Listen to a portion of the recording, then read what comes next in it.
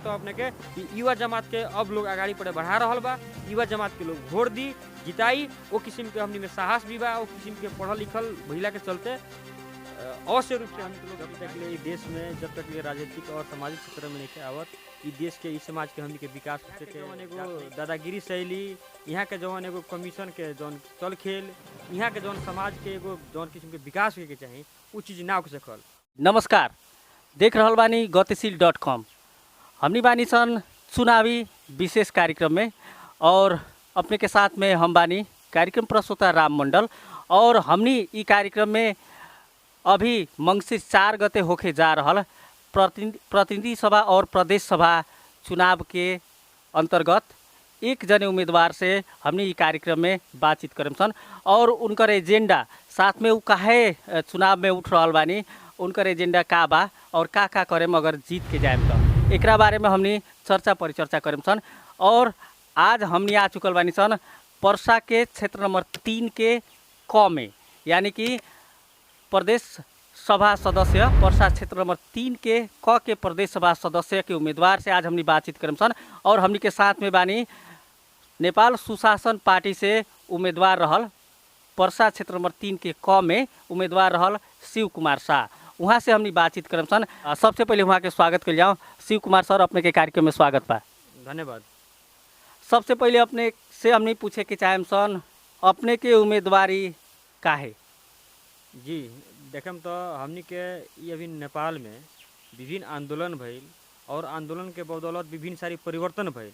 लेकिन उ परिवर्तन के साथ साथे यहाँ के जौन एगो भ्रष्टाचार, यहाँ के जौन एगो दादागिरी शैली, यहाँ के जौन एगो कमीशन के जौन चल खेल, यहाँ के जौन समाज के एगो जौन किस्म के विकास होके चाही उ चीज ना हो सकल। उ चीज के परिवर्तन करे खातिर हमनी के उम्मीदवारी पड़ल बा। युवा बानी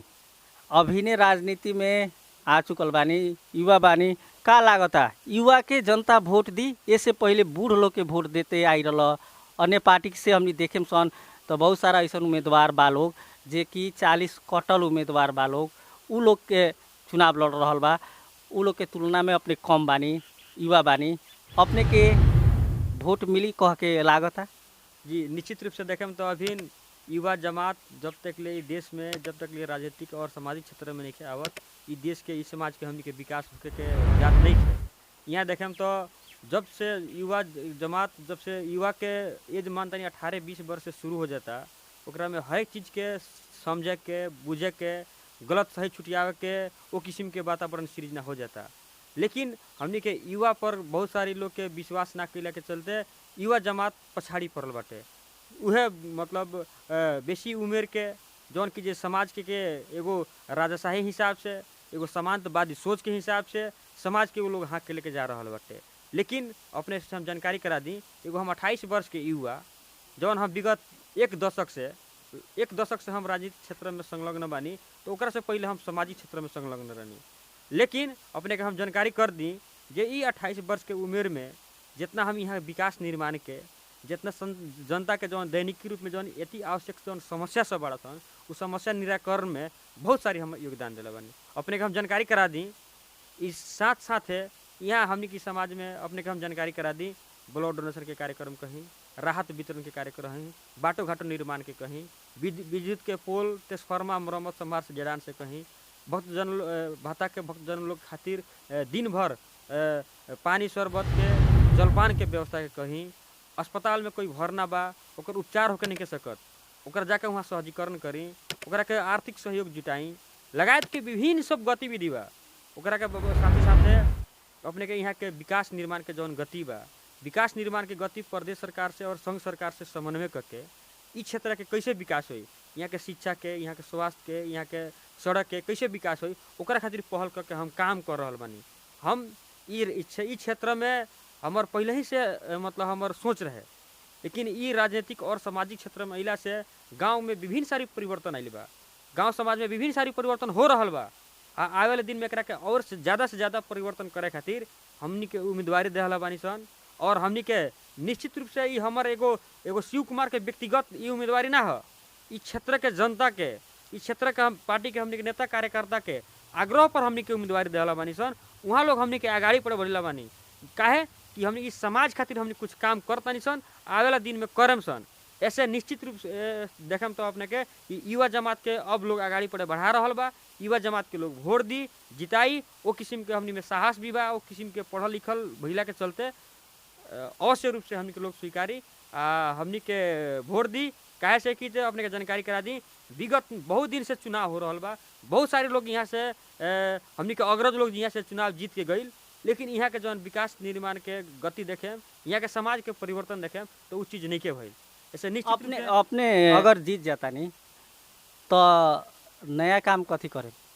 जी अपने के हम जानकारी करा दी, हम पहले ही कहनी है कि देश में विभिन्न शोषण दमन होते आ रहल, उस शोषण दमन के विरुद्ध में विभिन्न आंदोलन सब है। वो आंदोलन के बदौलत एबर हमनी के ई देश में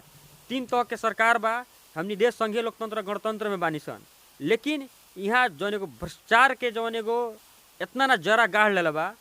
यहाँ जौन एगो गरीब के ऊपर अन्याय अत्याचार करे के ऐसा किस्म के एगो हमनी के माहौल बन चुकल बा। अपने जिला प्रहरी में जाके देखें, परसा जिला अदालत में जाके देखें तो सबसे बेसी यहाँ ई गांव घर में हमनी के मुद्दा मामला होके वाला ई सब ठाव बाटे। तो ई चीज़ के हमनी के कथी करे के बा कि एकरा के न्यूनीकरण,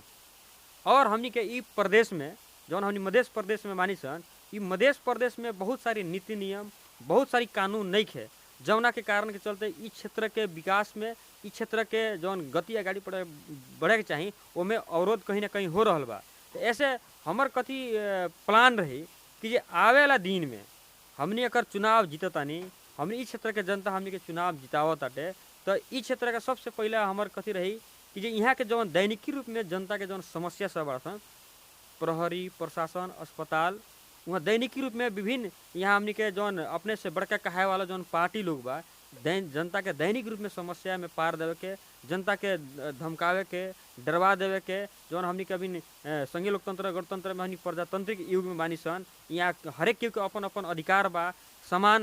व्यवहार करे के चाहिए, वो चीज़ नहीं है। तो सबसे पहले हमारे इस चीज़ पर हमारे ध्यान केंद्रित हुई, जौन हमनी के पार्टी भी कर रहा बा, वो हम भी कर रहा बानी, हमनी के अग्रज नेता लोग भी कर रहा बा। जैसे अपने हम रोके के चाहे नेताजी, अपने क्षेत्र नंबर 3 के क से उम्मीदवार बानी, यहाँ के जनता अधिकांश जनता कृषि पर निर्भर बा, एकरा बारे में तो अपने नहीं कुछ सोचत? ना अपने हम आवतर नहीं, अभी पहिलका बात जौन हम जनता के दैनिकी रूप से जोड़े चाहनी है, और ओकरा बाद दूसर का में हमारे कृषि क्षेत्र के ही बात हम अपने से रखती। ई जौन हमनी जौन क्षेत्र में बानी, खुद हम किसान बानी, खुद हमार घर परिवार किसान बा, आई हमारे क्षेत्र के लगभग अपने के 85% जनता कृषि पेशा से संलग्न बा। इस क्षेत्र के देखें बहुत सारी हमनी के अग्रज नेता लोग चुनाव जीत के गईल, लेकिन यहाँ के जनता के खातिर, यहाँ के किसान के खातिर कौनो किस्म के वो किस्म के फैसिलिटी प्रदान ना किलक। हम बारम्बार कहनी, हर एक सेकेंड में पानी बह के इंडिया जा रहा बा, वो पानी के नियंत्रण करके यहाँ 4 बाली उत्पादन करके उत्पादन में वृद्धि करे के, यहाँ के जौन हमके युवा जमात बा जौन विदेशी पर के अवस्था बाटे ओकरा के इहे रोजगारी सृजना करे के आ उत्पादन बढ़ा के। अर्थशास्त्री लोग कहले बा जो उत्पादन में अगर 1% वृद्धि होता तो हर एक क्षेत्र में ऑटोमेटिक 1.5% वृद्धि हो जाए। तो ऐसे यहाँ के उत्पादन बढ़ावे खातिर हमने के सिंचाई के व्यवस्थापन कईल एकदम नितांत आवश्यक बा, जरूरी बाटे। तो इच जौन हमने के परसा निर्वाचन क्षेत्र नंबर 3 के कम में यानी 16 गो वार्ड बा, इस 16 गो वार्ड में हमारे एगो मतलब विशेष प्लान कथी बा, हर एक वार्ड के एक पॉकेट क्षेत्र निर्धारण करे के, कहीं दूध के, कहीं तरकारी के, कहीं मासू के लगायत हमने कृषि में जितना हर एक चीज़ हमने के उत्पादन करते हैं हर एक क्षेत्र के एक पॉकेट निर्धारण करके आ इस क्षेत्र के जनता के जीवन स्तर उकासे के, यहाँ के विकास के गतिविधि आगाड़ी बढ़ावे के। जब तक यहाँ के किसान, जब तक यहाँ जनता समृद्धि नहीं के हो, सक्षम नहीं के हो, तब तक हमने के प्रदेश, हमने के देश समृद्ध नहीं के हो सकत। हमने के यहाँ परसा जिला में बानी सन, लेकिन हमने के पर निर्भर बानी सन हमने के इंडिया और, लेकिन हमने के यहाँ बहुत सारी चीज़ उत्पादन के वातावरण सृजना कर सकल जाता, वो चीज़ नहीं के, वो चीज़ भी हमने के करे के उद्देश्य बाटे। तो यहाँ के शिक्षा के अवस्था अपने देखें तो शिक्षा के अवस्था एकदम खस गई बाटे। बहुत सारी स्कूल बा जौना में माल डाल के बांधल जाता, बकरी के बांधल जाता, वहाँ पढ़ाई बढ़िया से नहीं कर सकत, वहाँ के जौन वातावरण बढ़िया से नहीं के, वहाँ के एगो स्कूल के वातावरण एकदम घेरा बेरा होके के चाहिए, वहाँ एकदम शांत वातावरण होके के चाहिए, थोड़ा एकदम सर सफाई के होके के चाहिए। लेकिन वो किस्म से यहाँ हमने के क्षेत्र के बहुत सारे स्कूल नहीं के। लेकिन हमने के जौन 16 गो वार्ड बा, इस 16 गो वार्ड के बहुत सारे स्कूल में बहुत सारे स्कूल में हम संघ सरकार से और प्रदेश सरकार से कोऑर्डिनेशन करके बजट रखवा के हमनी काम कर रहा बानी सर। जैसे अपने के हम नामे रखे कहता नहीं शिव पराबी सखुआ परसोनी गाँव पालिका वार्ड नंबर 2 में एगो शिव पराबी स्कूल बा। स्कूल के जाके अभी का अवस्था देख ली आ 1-2 महीना के बाद में जो हम विकास निर्माण के काम करा रहा बानी वहाँ के अवस्था जाके देखे अपने के एकदम बहुत फर्क महसूस हुई। तो जैसे जैसे कि अपने कहने शिक्षा के अवस्था खास करके मध्य प्रदेश ही देश भर के प्रदेश में सबसे शिक्षा में पछाड़ी बा। वही तरह पर्सा जिला के गांव घर के लड़का लोग एक तो सरकारी स्कूल में बहुत कम पढ़े जाला लोग, जेकरा पैसा बा उ बोर्डिंग स्कूल में पढ़ावेला। सरकारी स्कूल में लोग के विश्वास ही नहीं है कि निमन गुणस्तरीय पढ़ाई होई। एकरा खातिर का प्लान बा अपने? जी हम पहले ही कह देनी है जौन सरकारी स्कूल के जौन एगो वातावरण जौन बा तो वातावरण सही नहीं है। वहाँ के घेरा बेरा, वहाँ के सर सफाई, वहाँ के शिक्षक के बढ़िया से सहभागिता, वहाँ के अभिभावक लोग के ओकरा प्रति चासो, विद्यार्थी के वो किस्म के वातावरण सृजना ई चीज यावत चीज सब चीज नहीं है। लेकिन ओकरा के करे खातिर उ चीज वातावरण बढ़िया सृजना कर दे खातिर जौना में सरकारी स्कूल में भी हमने के स्कूल हो या हमने के अपन बच्चा के पढ़े के बैठावल जाओ वो किस्म के वातावरण सृजना करे खातिर वहाँ बहुत सारी चीज़ के आवश्यकता बा। अभिभावक लोग के इंट्रैक्शन बढ़ावल जरूरी बा, वहाँ के जौन सर सफाई नहीं है सर सफाई कईल जरूरी बा, वहाँ घेरा बेरा नहीं है घेरा बेरा कईल जरूरी बा। ओकरा खातिर हम अपने से पहले भी कहनी है जे उ स्कूल के जौन सरकारी स्कूल बा उ सरकारी स्कूल के वातावरण बढ़िया से कर दे खातिर वहाँ के शांत वातावरण, विद्यालय शांति क्षेत्र कार्यक्रम, बहुत सारी कार्यक्रम सरकार के कार्यक्रम बा लेकिन उ कार्यक्रम प्रभावकारिता ना भइला के चलते यहाँ के शिक्षा के अवस्था एकदम कमजोर बाटे। उ हरेक विद्यालय जौन एगो तंका बढ़िया सुंदर स्वस्थ होके चाहिए उ चीज़ नहीं है। उ चीज़ अभियान में हम लागल बानी। जब तक ले यहाँ शिक्षा के विकास नहीं के होत, जब तक ले यहाँ कृषि के विकास नहीं के होत, तब तक ले कौन ऐसा विकास संभव नहीं है। अपने के हम जानकारी कर दी इस क्षेत्र में दलित, गरीब, महिला, मुस्लिम यावत यहाँ जौन जात जाति के जौन बसोबास बा उ क्षेत्र के जब तक ले शिक्षा में के मूल धारा में निकल लियावल जात, उस क्षेत्र के जब तक ले शिक्षा के मूल धारा में निकल लियावल जात तब तक ले हमनी के विकास के गति आगाड़ी पर नहीं के बढ़ सकत। जैसे कि नेताजी जैसे कि का बा कि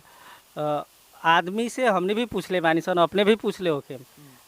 कथी चाहिए अपने लोग के। अधिकांश लोग कहेला कि हमरा के रोड बना दी, नाला बना दी। शिक्षा, स्वास्थ्य, कृषि के लोग उतना ना कहेला लोग। जी अपने के हम जानकारी कर दी हमनी के अभी वोट के समय बा चाहे वोट के बादों में जाएम तो गांव घर में सबसे बेसी लोग मांगेला खाली कल, लोग कहेला खाली रोड, लेकिन ई ना कहेला कि जो हमर उत्पादन कैसे वृद्धि होई,